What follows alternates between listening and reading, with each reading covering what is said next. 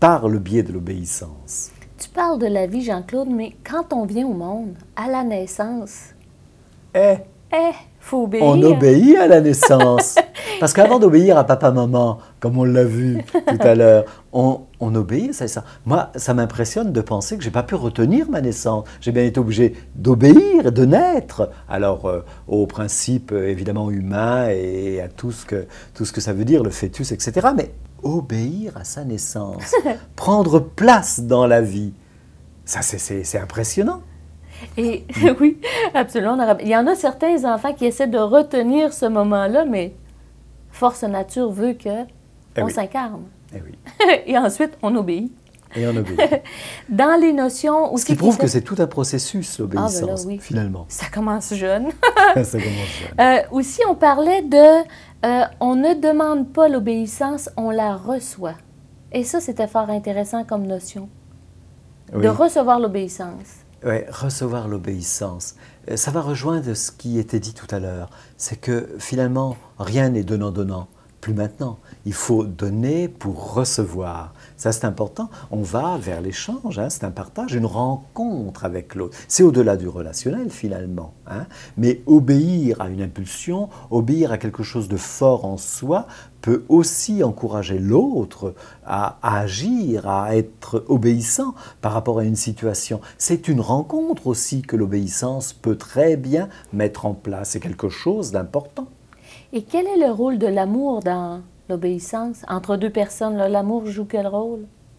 Oh, alors moi j'ai bien l'impression que obéir à l'amour, bien souvent ça peut être une vaste comédie, mais souvent aussi obéir à ce que l'on ressent dans son cœur, obéir à tout ce que l'on perçoit de l'autre, y répondre.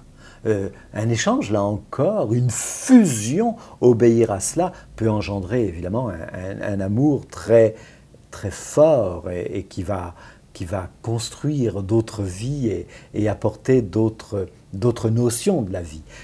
Quand on est amoureux ou quand on obéit à son cœur, c'est curieux comme le regard change immédiatement. À croire qu'effectivement, le cœur est un œil qui voit différemment. C'est sûr. Ah oui.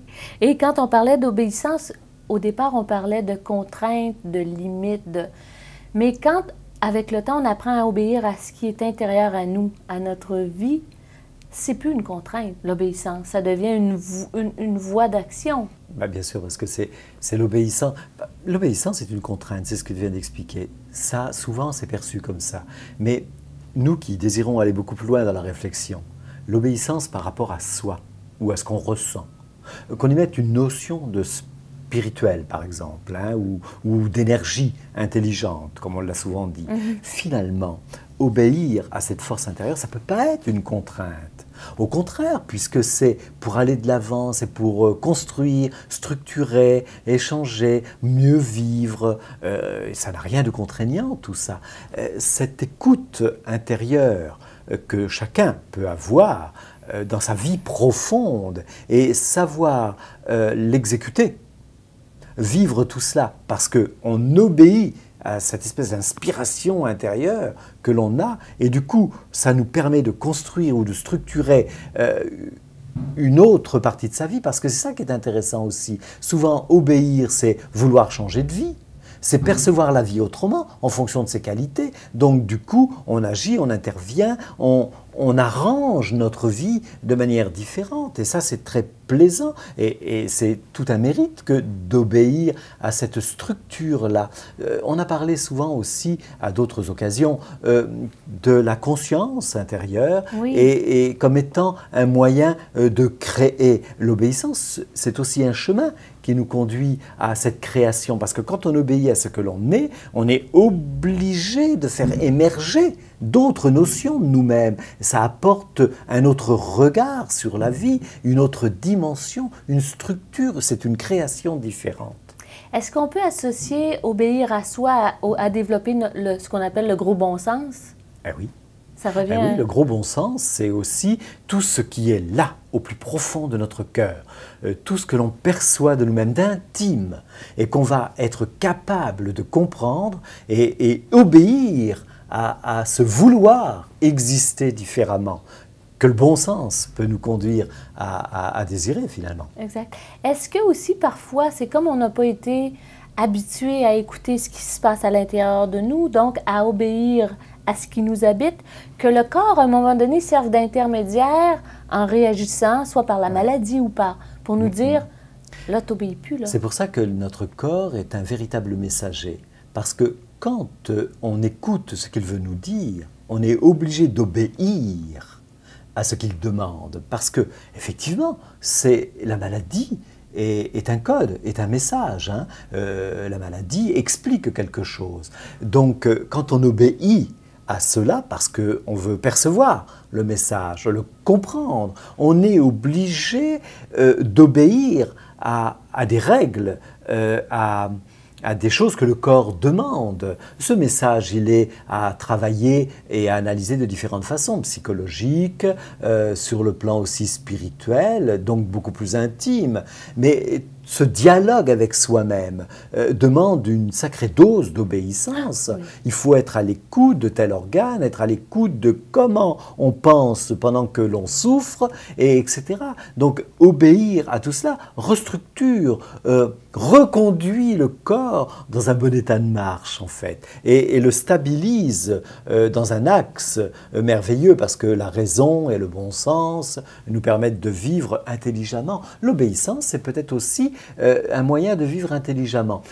L'écoute du corps lorsqu'il s'exprime, donc d'obéir à ce qu'il demande, nous enlève sans doute bien des problèmes, bien des ennuis, et nous propulse toujours plus loin. C'est la manière de rester en bonne santé que d'obéir à ce que le corps dit. Exact. Et donc, c'est une notion qui est nouvelle, parce que maintenant, les gens ne vivent plus au niveau de la maladie. Avant, on avait une maladie, on se sentait condamné. Alors qu'aujourd'hui, de plus en plus, les gens réagissent à la maladie. Oui. Et donc, l'obéissance devient un allié de premier plan. Oui. Parce que la maladie dévoile le mensonge un peu qu'on s'est fait à soi-même. Exactement.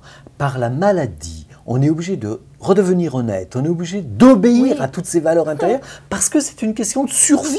Oui. On veut vivre, et quand on apprend qu'on est malade ou qu'il peut se produire quelque chose de grave ou d'irrémédiable, on sent bien que là, il y a une limite qu'il ne faut pas dépasser. Et du coup, on va obéir à tout ce que l'on perçoit, qu'on n'aurait pas écouté avant, pour se défendre de la maladie, pour la mettre KO, en tout cas pour être victorieux. L'obéissance conduit à la victoire. Toujours, quand on l'écoute et qu'elle vient du plus profond de soi, toujours c'est une victoire.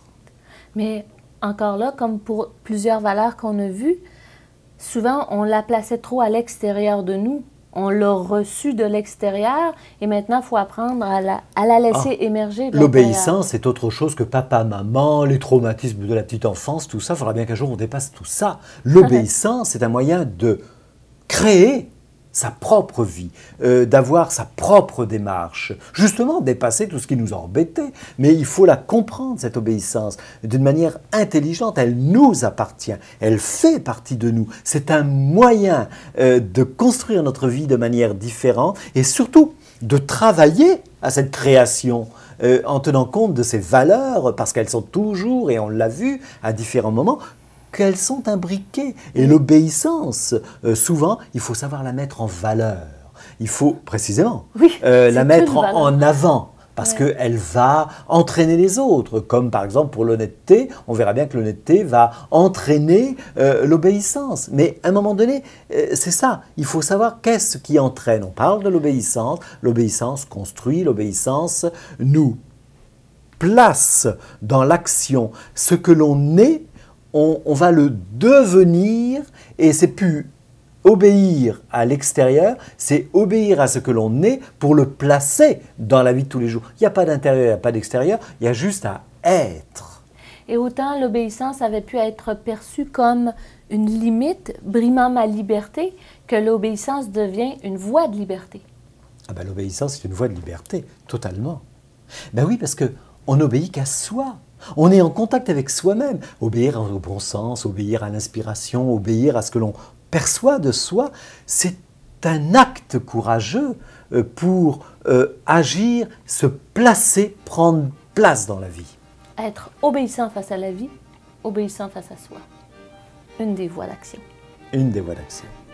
Alors moi, dorénavant, je serai obéissante face à ce qui monte de l'intérieur pour mieux l'exprimer vers l'extérieur.